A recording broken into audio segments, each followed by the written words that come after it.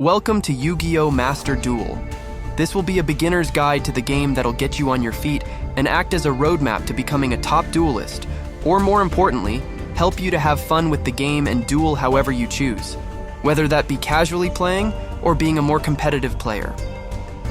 Your first time logging into Master Duel, you will be provided with a structure deck of your choosing.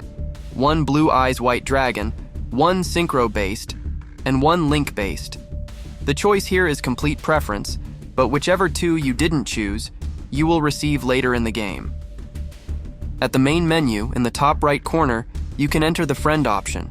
Here is where you can enter another player's campaign code to unlock the free Sword Soul structure deck. This is by far the best structure deck available at the beginning of the game that is also free. It'll be the best option until you build a deck of your own. You can also share your code with other players, which will provide you with other rewards. Also from the main menu, you can reach the solo mode. When first starting the solo mode, this is arguably the best method for earning a lot of gems. Because this is early game, this is also by far the easiest way you'll earn gems. The Sword Soul structure deck will do you a lot of good with this until you can fine-tune the deck. The solo mode has a bunch of different stories, or gates that you can play through to learn the lure of a bunch of different deck types. After completing the first couple of tutorial duels, you'll want to complete as many gates as possible, as each of them will reward you with 200 gems at the end. Again, the Sword Soul structure deck should be able to carry you through most of this.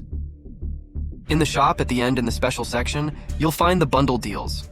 These bundles are one of the best uses of early game gems, as you will get 10 packs from the Master Pack, plus 1 staple card. Staples are cards that are universally useful and commonly used in just about any deck, regardless of the deck's strategy. These usually include what we call hand traps, such as Ash Blossom, and board breakers, such as Forbidden Droplet. After you purchase some of the bundle deals, or any of the packs in the shop, you may want to consider tweaking your Sword Soul deck.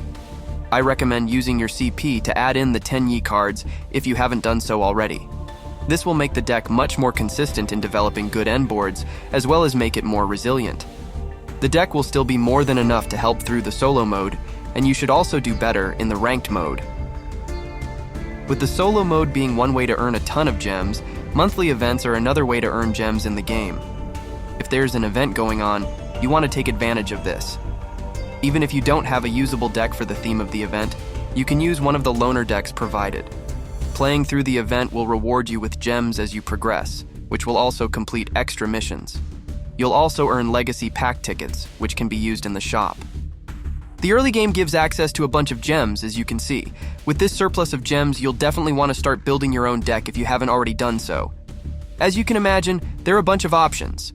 What deck you want to build is based solely on your playstyle and how you see the game. There are more competitive options, like Yubel, Rescue Ace, or Snake Eyes Fire King. Some decks could be more for fun, whilst still being somewhat competitive, such as Punk or Pendulums. Nostalgic decks are also a fan favorite for many people, like Blue Eyes and Dark Magician, or even Heroes. While some decks are better than others, essentially any deck in the game can make it up to the master rank on the ladder, given it's piloted properly. We can go into deck building in a separate video, but for now we can look at some sample decks. Firstly, if you're looking for a deck that will help you learn Yu-Gi-Oh! Better, as well as win you games early in the ladder while you're still learning, or if you simply want to play a deck that is competitive, I highly recommend building Yubel. Yubel is arguably the best deck in the meta, competing with Snake Eyes Fire King. At the moment, you can still pull from the selection pack in the shop. It being a selection pack also means that it is inherently cheaper than some other decks. You'll notice in the build of the deck, not all the cards are strictly Yubel cards. Cards that do not directly represent the focus of the deck we call non-engine, which consists of hand traps or board breakers or consistency cards. The core of the deck is not very UR heavy, as most of it is in the non-engine and extra deck. Building the deck as a newer player, though, is very manageable, as some cards can be swapped for cheaper ones that are still effective. Another deck that's considered to be very good is Purely. This deck focuses on what we call a tower, which is where you have one main monster on the field that's difficult for the opponent to maneuver against. While it's not very difficult to set this up, it does have its share of complexity.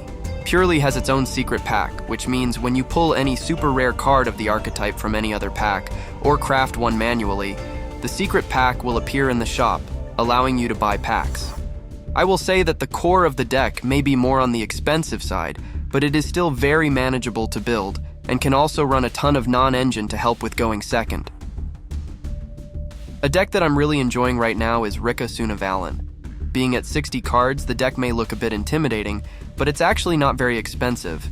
Rika is meant to be a mid-range deck, as it can bear a control playstyle, but also doubles as a combo deck. We can also fit in a good amount of hand traps and board breakers, while still being consistent. If the deck is played properly, you can take this deck very far on the ladder, even up to the master rank. Both the Rika and Sunavalan engines have a secret pack. The Therian cards in the deck also have a secret pack, but in my opinion, it's better to craft the 2 URs instead of trying to pull them from the pack. Any UR cards that you pulled from other packs that you don't want, you can dismantle for the CP. You usually wouldn't want to do this though, because you never know what cards you may want or need for decks in the future, and UR CP isn't easy to come by. If you have cards you for sure don't want or need, you can save on gems this way. Rika is also a considerable option, because there will be new cards coming to Master Duel that will support the deck. The new Aroma and Ragnarika engines will be very useful in the back and forth, as well as the grind game. As mentioned throughout the video, most decks are equipped with hand traps and/or board breakers. Hand traps are cards that can be used to disrupt your opponent's plays on either turn, but usually more useful when they are going first. This is because hand traps, as the name gives, are activated from the hand, even if it's not your turn. Examples of these cards are Ash Blossom, Effect Veiler, and Nibiru. Max C is also a hand trap, but most people heavily dislike it because it's incredibly broken. I highly recommend crafting this card specifically though, as it will win you games on its own. Board breakers are very self-explanatory. They're cards that are meant to help in breaking down your opponent's field. These are different than hand traps though, as they are mainly used for going second, as that's very challenging in modern Yu-Gi-Oh! The goal is to use them in a way that will dismantle your opponent's field, or run through some of their resources enough so you can establish a board of your own, and attempt to attack for game, or set up a board for the next turn. Cards like Forbidden Droplet and Evenly Matched as well as Triple Tactics Talent are very good at this. While Master Duel can definitely be a bit overwhelming and may require a ton of patience, it also can be very fun, especially if you're already interested in Yu-Gi-Oh! Or familiar with it. It's very free-to-play friendly, but also has the option to buy gems if you're looking to be more competitive with your dueling. As Master Duel Worlds is going on right now, I will be covering that in a later video, and also starting a mini-series in which I hope to be able to make it to Worlds myself next year. I'll also be covering deck building, in-duel tips and tricks, amongst other things in separate videos. The goal is for everyone to learn Yu-Gi-Oh! And become better duelists together. My goal is to build a small community for people who want to get better, and to make sure that happens, you'll definitely want to tag along for the journey, and I'll see you guys in the next video.